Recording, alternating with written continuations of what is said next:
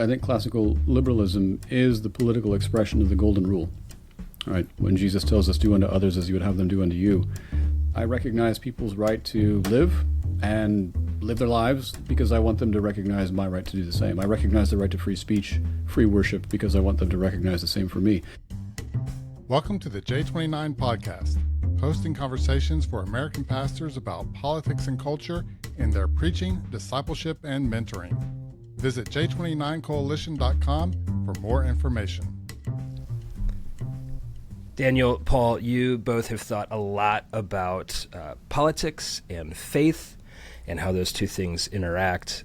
We're thinking a lot about how America's government is set up, and we're hearing all sorts of terms. One of the terms that we've heard is liberalism, sometimes like classic liberalism. So just to get us going, what is liberalism? Yeah, that's a great question, and the way somebody answers that question tells you a lot about their political persuasion and maybe about the educational background they have. There's all kinds of definitions of liberalism, but for our purposes today, I want to emphasize what I'll call classical liberalism, which has nothing to do with the Democratic Party or the political left. It's the political philosophy of the American founders. It's the liberalism of the 18th century.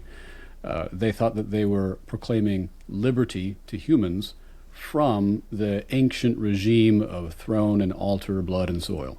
And it's the philosophy of liberty and equality as embodied in our Constitution and our Bill of Rights especially. That's the kind of classical liberalism that I think underlay the original American experiment, and I'd love to see kind of revived today. Yeah, I think that's a really effective and succinct definition. I always tell my students when we're talking about a term like liberalism, like Paul, definitely distinguishing it from the political left. I teach at a primarily, socially and culturally conservative evangelical university, and many of our students have grown up in that environment where liberalism is maybe seen as a bad word or something that's inconsistent or incompatible with the Christian faith. So there is an initial reorientation in talking about liberalism, not in contemporary political terms, but more in those more foundational conversations about individual rights, certainly emphasis on limited government in consistency with individual rights, as well as certainly the consent of the governed. So we maybe even go back even further from the American founding to someone like Locke in the 1600s. But those the very simple principles of limited government and individual rights, that's I think to be a pretty good starting point for classical liberalism. So it's coming out of this era a few hundred years ago where I think at the time there was like kings and stuff like that. So I guess my question would be, if classic liberalism is talking about individual rights, limited government, what was it coming out of that they were framing this against? Yeah, so a lot of the ideology that becomes liberalism comes out of debates in the mid-17th century during the English Civil War. We're talking the 1640s, where the English Republicans, and that was the word they used, it was a republic rather than liberal, advocated for, as Daniel said, limited government as opposed to unlimited tyranny, unlimited monarchy, or absolute monarchy. The kings at the time argued that they were God's representative, and as such, their authority should be as unlimited as God's sovereignty itself. And the English Republicans said, well, that's a recipe for tyranny. And it also, historically, does not do very well with human flourishing and human rights.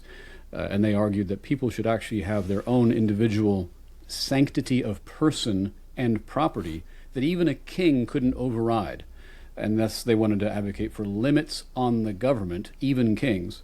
One of the most famous books of the 1640s was called Law is King, or Lex Rex, written by a Presbyterian minister who insisted that the English king did not have unlimited authority.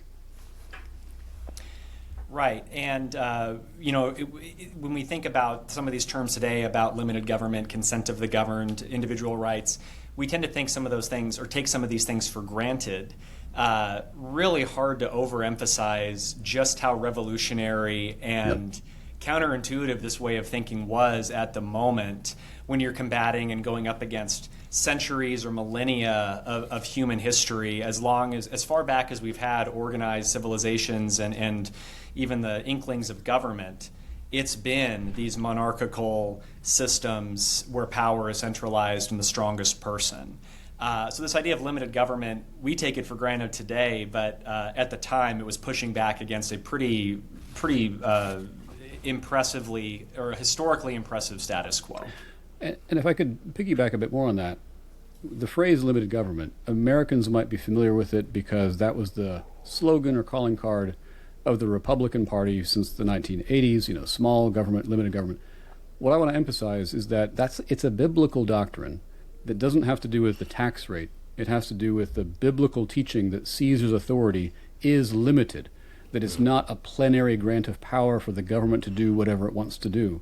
And I think Christians should affirm as a first principle of our political theology that the Bible limits what governments are allowed to do.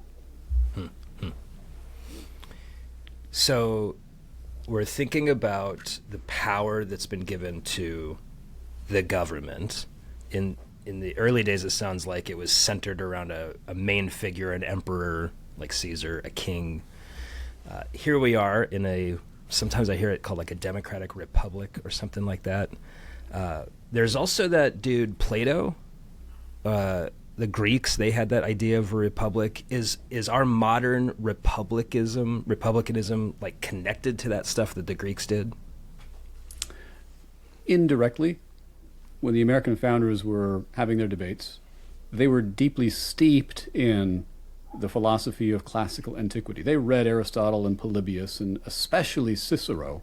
There's a great book called Natural Law Republicanism, all about Cicero's philosophy. But they were also taking their cue from the English Republicans of the century prior. Yes, Locke, but also Algernon Sidney and John Milton and a few others. And from the Protestant resistance theorists like John Calvin and John Knox and Althusius and others. So these were all influences in the American intellectual context of the founding. So yes, the Greek and the Roman stuff is there, partly as a cautionary tale. They knew the example of ancient Athens, and they thought the Athenian democracy was a terrible idea because the Athenian democracy was volatile, unstable. They voted to execute Socrates and so forth. They didn't want to create that, but they did admire something about the Roman Republic with its mixed regime, its checks and balances, a voice for the aristocracy in the Senate, a voice for the people in the tribunes. They liked that idea, and they wanted to create a modern analog to it.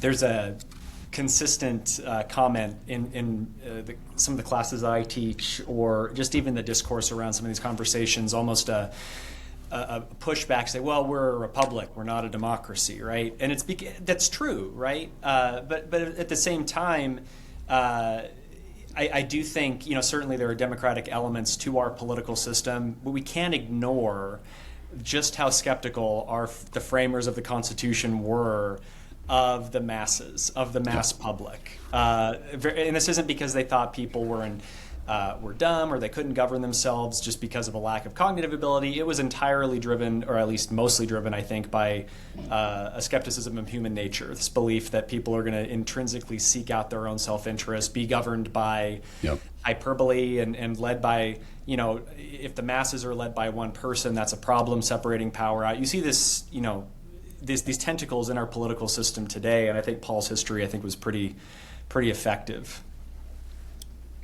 We are hearing today people who will invoke Scripture to call Christians, and in America more broadly, to ditch the liberal experience or experiment, the classic liberalism. We've heard some folks criticize it and say, well, look at all the trash that it's produced. We need to be post-liberal. What does post-liberal mean, and what do you think those people are advocating for?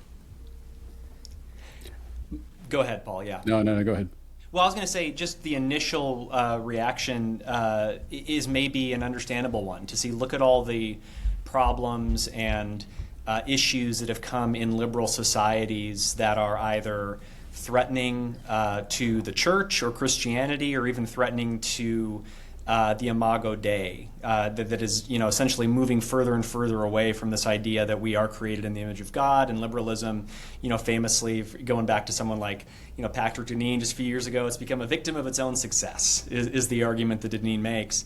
I think the problem with post-liberalism, which seeks to say, well, maybe we shouldn't be so, I think Deneen would call himself an aristopopulist. I think that's a term he's adopted. But maybe we shouldn't be too worried about empowering the right kinds of people with greater power so that they can inculcate a sort of civic virtue where liberalism has gone astray. I'm sure Paul has thoughts on this, but the main criticism of this framework is we've seen this happen incalculable times throughout history where, well, maybe if we do it right just this one time, we can get past all the problems we've seen historically. So color, as a small, this isn't political necessarily, but as a small government conservative, generally speaking, color me extremely skeptical of any effort to rein in the liberal tendencies we've had. And the last comment here, especially maybe, it's so interesting when you see this coming from a Christian perspective, when Christianity, especially conservative Christianity, is becoming more and more of a cultural minority these days. Why wouldn't we seek to use the levers of a liberal society with protections for speech and unpopular opinions, just at a time when our opinions and expressions are even less popular than ever? So that's maybe more self-interested than we'd like to admit, but that's always, I think, worth mentioning. Yeah, so when it comes to identifying what the post-liberals want, it's a little inconsistent. You kind of have to go ask them. They're not always clear on it. But a few things recur. They want to use the power of the state to crack down on the stuff they don't like, which is secularism, progressivism, public immorality. Their argument seems to be that if classical liberalism led us to this point today, where we have secularism, progressivism, and immorality, the problem is with liberalism, and we need to throw the entire thing out and find a different model. Sometimes they invoke Franco, the authoritarian ruler of Spain, who used a pretty strong arm to make Spain into a kind of conservative Catholic monarchy, right? That's one example they sometimes point to. More recently, they've been enamored with Viktor Orban, the recently ousted leader of Hungary, who similarly used some kind of soft authoritarian tactics to announce or dictate a kind of a Christianized public square in Hungary. So that may be what some post-liberals are after. Happy to dive into the critique of post-liberalism. I agree with what Daniel said there. Yeah, I think it would be good for us to think through some of the negative aspects of the post-liberal idea. Paul, you used the word soft authoritarianism. Could you just give us an example of the difference between a soft authoritarianism and like the normal kind? So Viktor Orban was the elected prime minister of Hungary for like 15-ish years. And he didn't murder people. He didn't round them up in concentration camps. What he did was pass laws that subverted the independence of the judiciary so that they were not fully separate from the executive. He passed laws that cracked down on independent media, independent NGOs, civil society groups. And again, he changed the Hungarian constitution to proclaim it officially a Christian state. All of these things really undermine what we would call the view of classical liberal viewpoint neutrality. And my critique would be that it is not respectful of the full equality of all citizens. If you're going to make the state one particular kind of thing, you're clearly communicating that others are not welcome. That's what I mean by soft authoritarianism. It's using the power of the state to nudge it in a certain direction and make life difficult or uncomfortable or sometimes illegal for dissident groups, whether that's religious dissidents or, is also the case in Hungary, ethnic dissidents or other small minority groups were disadvantaged by the state. Not murdered, but disadvantaged. Okay. That's soft authoritarianism. And given what we saw recently in Hungary with Orban's ouster in a recent election, he's no longer the prime minister, as you alluded to. Some post-liberals have actually said, well, see, this is a good example of why almost post-liberalism hasn't fully been tried yet, right? It's the classic adage, well, communism or socialism would be great, but we haven't actually tried it throughout human history. So there's a little bit of distancing going on there with Orban in Hungary. The question, again, we're not putting up a straw man of someone like Patrick Deneen or Adrian Vermeule here to critique in the post-liberal community, but so Orban declares Hungary a Christian state, right? And certain folks, Rod Dreher, living in Hungary for a time, would see this as a good example of what leaders should be doing to save the Christian West. To what end, exactly, right? So they're a Christian state. Does that affect what's going on in people's hearts? Does that affect the actual adoption of the Christian faith? Again, I'm pretty skeptical of this, given the thousands of years we've seen when Jesus left this earth into heaven. Government has not necessarily been a good tool for coercing the beliefs of individual citizens. So that's my biggest, I think, critique when we're talking about promoting virtue and tamping down on immorality. We can do these things in liberal societies without going full post-liberal in what ultimately I think is ineffective and maybe even counterproductive ways. And this gets a bit into our critique of post-liberalism. One of my critiques is that it can trivialize the faith. To the extent that it's not effective, using the power of the state to crush immorality, it just trivializes the faith. Yeah, so Hungary acknowledges Christianity in the Constitution. So does Greece. So does, I think, Norway. And there's one African country that does the same thing. And it doesn't matter. It does not increase church attendance. It doesn't eliminate poverty. It doesn't eliminate pornography use. It's just a kind of a trivial proclamation. And I know there's been some, actually, Al Mohler, the president of the Southern Baptist Theological Seminary, is one of them, who's advocating putting an acknowledgement of Christianity in the U.S. Constitution. And my answer is, what for? What will it change? It doesn't do anything. It doesn't actually make us a different nation. We're still the people we are. And that kind of acknowledgement, I think, again, would be just utterly trivial. That's the least of my criticisms of post-liberalism. So it could be something like, well, I identify as a Christian nation. Okay. Yeah. The other thing, maybe just as a pastor to add, thinking evangelistically and missiologically, when governments take the name of Christian and then do things that governments do to other governments, like bombing and espionage, that also communicates something about what Christians do in the world. And when we think about mission work, that has impact on people's openness to hearing from Christians when they show up on the ground.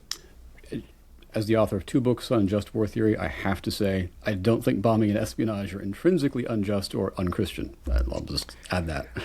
But when a Christian comes into your neighborhood to share the message of the gospel, should they be worried about also being shot to death?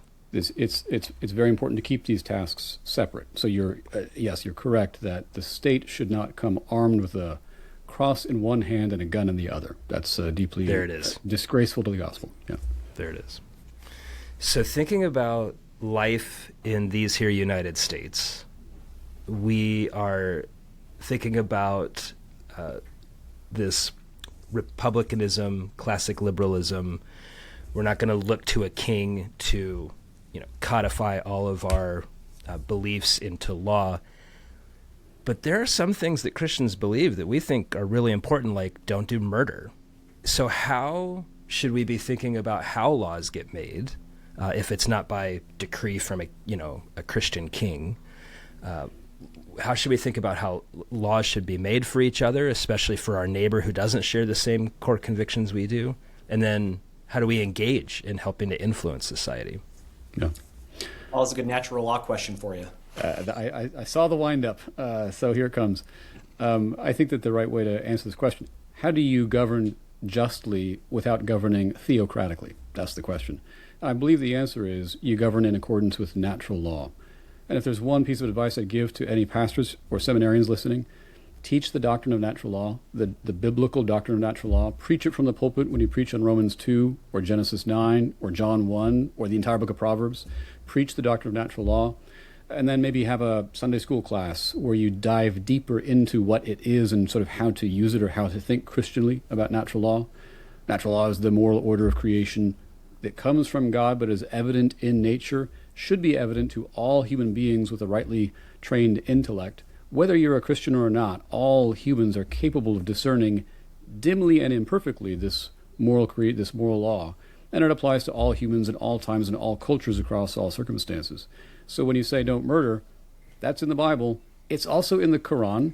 And it's also in Hinduism, and it's also in every religion that's ever existed in history. Everybody agrees: don't murder, don't lie, don't cheat, don't steal. Those are common moral laws. They are expressions of the universal natural law. And God in his common grace has enabled all people, Christian and non-Christian, to perceive dimly the outlines of his natural moral law. So, Paul, Daniel, what happens when my neighbor disagrees with me on what fits under the category of natural law? How shall I behave towards them? That's when the bombing and the espionage starts. Yes, finally we get to it. All right, let's talk. But I think this is a great reason for why the Republican and classical liberal system of government that we have is so necessary for these sorts of conversations. When we have contested public squares, when we have the marketplace of ideas, the ability to converse, convince, not coerce, but really try to convince our neighbors and have debates and discussions and elections with consequences. That isn't the final word, right? Yep. That's how we settle our disputes and settle our debates. So in a couple of months, we're going to have a midterm election, and the party in power is going to make decisions that the people will either support or reject as a result of the consequences of these decisions. In the next 2 years, there'll be another election to assess those consequences. Ideally, now political scientists will tell you that perhaps we're making more and more of our electoral decisions not on past political performance, but based on our own partisan identities, which is becoming maybe a subtle problem in how we elect our leaders. Yeah. But that's how we do it, Caleb, right? We can suss out our disagreements and debates with one another through the traditional political process, and do so while respecting the humanity and imago Dei of our fellow citizens. Paul, what are your thoughts on this? Yeah, well put. When I say natural law is the answer, I am not saying that it will generate automatic or easy agreement, or that it's some sort of formula that spits out the right answer that everyone will recognize. Rather, I'm saying that it's the right framework for our arguments, and it's the right hill to die on, so to speak. Because we can and should rightly expect all of our neighbors, even our non-Christian neighbors, to agree with us on don't murder, don't steal. And if they don't, we rightly wield the sword. We rightly use the state's authority against those kinds of disagreements. We don't wield the sword to punish blasphemy or religious disagreements or things like that. So that's what I'm saying about natural law. It's the right way to frame our arguments, not that it generates automatic agreement on everything. And I think Daniel put it very well.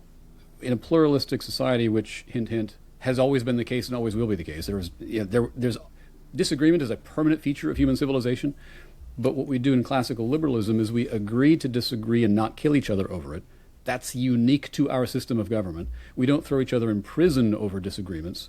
Rather, we count up the ballots, and then we rotate power every couple of years so that they get a turn, and they're going to screw it up and govern badly because they have all the wrong answers. But then we're going to get a turn, and by the way, we're probably going to screw it up too because we're fallen human beings. And we take turns screwing up in different ways, and so our society actually ends up regressing to the mean, and we muddle along pretty well. And that is the record of democracy over the past quarter millennium. We muddle along better than any other system of government. As messy and inefficient and sometimes unpleasant as it is, we do a better job than the communists and the authoritarians and the fascists and the monarchists and the Islamists. Like, this is a pretty good system. And we should cultivate a gratitude and a recognition of that. I heard one author refer to themselves as a Churchillian classic liberal, meaning that Churchill, quote, democracy is the worst form of government except for all the others. Hear, hear. The idea being this is not the ideal given to us in the vision of the new heavens and new earth. It's not the kingdom of God, but it's the least worst form that we've figured out to do. And they also noticed, liberal democracy keeps things boiling, the argumentation, the difference, the disagreement, without boiling over. And then oftentimes when you put an emperor on top to try to force it, forced conformity, you'll oftentimes get boiling over, violent revolution and things of this nature. Paul, to your point, the every 2 years, right? It feels like it's boiling, and the street signs are already out in my neighborhood, telling me, not only who the signs think I should vote for, but how much they hate the other team.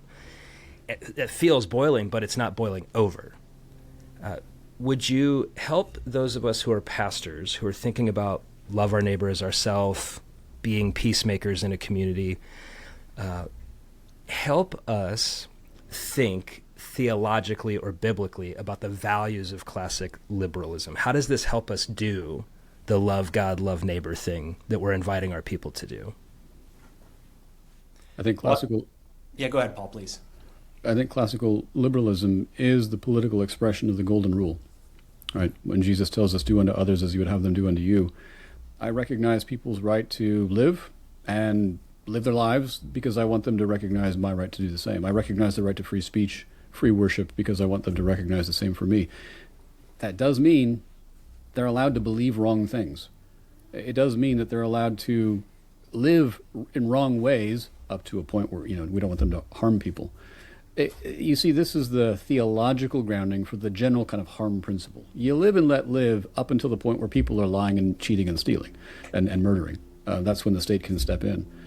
So I would want people to approach politics from the standpoint of the golden rule, which means we're not approaching politics primarily to get my tribe the best perks or to get my tribe, my Christian tribe, my ethnic tribe, status or wealth or position or quotas or anything like that. I don't think that should be our primary goal as Christians in politics. I think our primary goal is live out the golden rule, love our neighbors, seek justice, not just for me, seek justice for the common good, which will redound to me and my family because true justice is applied equally to all citizens. And so as we seek justice for our neighbors, it will be also justice for ourselves. So start with the golden rule, and I think our politics will be healthier. Yeah, certainly this is, I think it would be false to state that, elections don't matter. I'm not saying that you're saying that. Certainly elections do have consequences. I think Christians should, like you were saying, Paul, bring with them a set of values and frameworks about the world when they go in to vote in any given election. We should expect things from our leaders. But what we should also do is recognize that I think we spend, and maybe this is a little odd coming from political scientists, we spend far too much time, I think, as citizens focusing, especially as Christians, focusing on outcomes when we should be focusing more on the process, right? Mm-hmm. How are we doing these politics well? There are going to be moments in our politics and our political participation where we lose, and it sucks, right? For those of you listening who've supported a political candidate and they've lost and you've been really on fire and behind him, that's a bummer. And you got to spend the next 4 years with a president, for example, you don't particularly agree with and hope for the best next time around. I think it's really easy to get caught up in the outcomes and I think what happens is when we get so focused on negative outcomes and outcomes that don't go our way, I think it's easier for us to then justify maybe moving away from a set of principles or practices to say, well, maybe we can keep that from happening moving forward. Maybe we shouldn't be losing as much as we have. But I think as Christians, when we're talking about respecting our neighbors, loving our neighbors, seeking their good, seeking their flourishing, and respecting them as made in the image of God, we should focus more on a process-oriented political participation and approach rather than just counting up the wins and the losses. And if the losses outweigh the wins, let's throw it all out and start over. I think that's mistaken. Daniel, you mentioned the importance of process, and I think you're referring to the process by which we individually do politics, and that's true. It's also true of the government itself. That's part of classical liberalism or republicanism, is that we expect the government to obey clear, transparent, fair process in how it makes laws. That's actually a really important part of this system of government. And you'll hear sometimes the post-liberal right will criticize this as mere proceduralism. Like, oh, that's just mere proceduralism, and we need to get to the right outcome. And I want to say that's really first world privilege to dismiss process like that, because governments that don't have clear, fair, transparent process, you don't want to live under those governments. They rule by whim, by arbitrary whim, and you might be the favored tribe this week, but you're not going to be next week. And so fair, clear, transparent process is a safeguard for all citizens. If you want to care for anybody, care for fair, transparent process and insist that our government abides by that process. That's not mere proceduralism. It's a really wise thing to protect. Paul, I'm going to ask a question towards that end, and I want you to help me understand if I'm getting this right. I have a difficult time understanding all the machinations of government, but I do experience government in smaller local spots like the Department of Motor Vehicles. And when I go to the Department of Motor Vehicles, things take longer than I think that they should.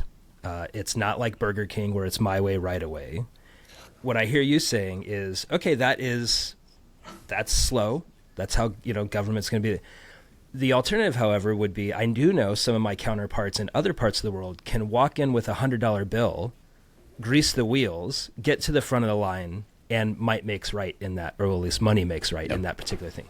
What I hear you saying is, okay, so sometimes things are slower, sometimes things are procedural, and we look at that and say, come on, let's just get to the outcome. But governments that do quick outcomes oftentimes without paying attention to process seem to lend themselves to corruption. Am I understanding that right?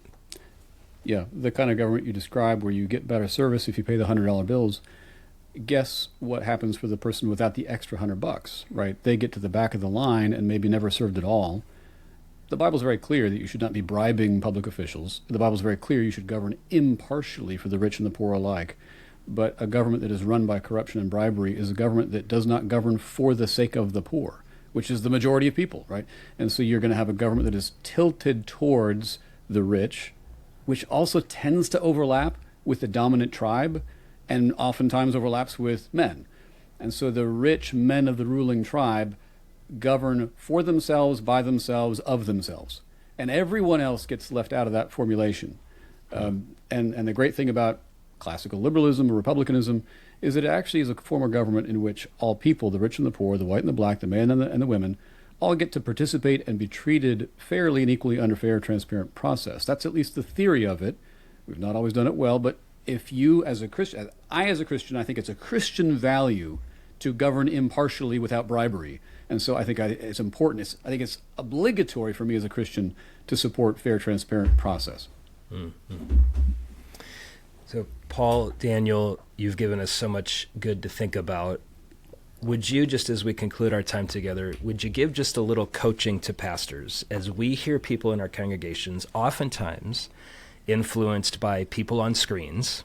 Often the screens are yelling and ranting about liberalism being, a mind virus and things of this nature, that we need to either go back to Christendom or move to a post-liberalism. And those folks are in our Sunday school classes, they're at the church potluck.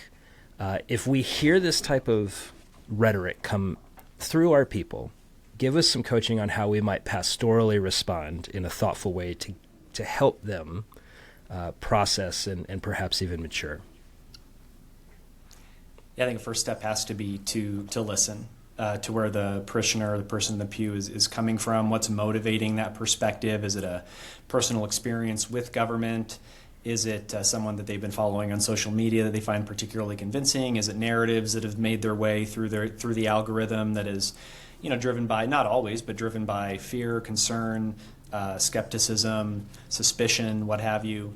So knowing where the person is coming from, I think, is the first step to responding here.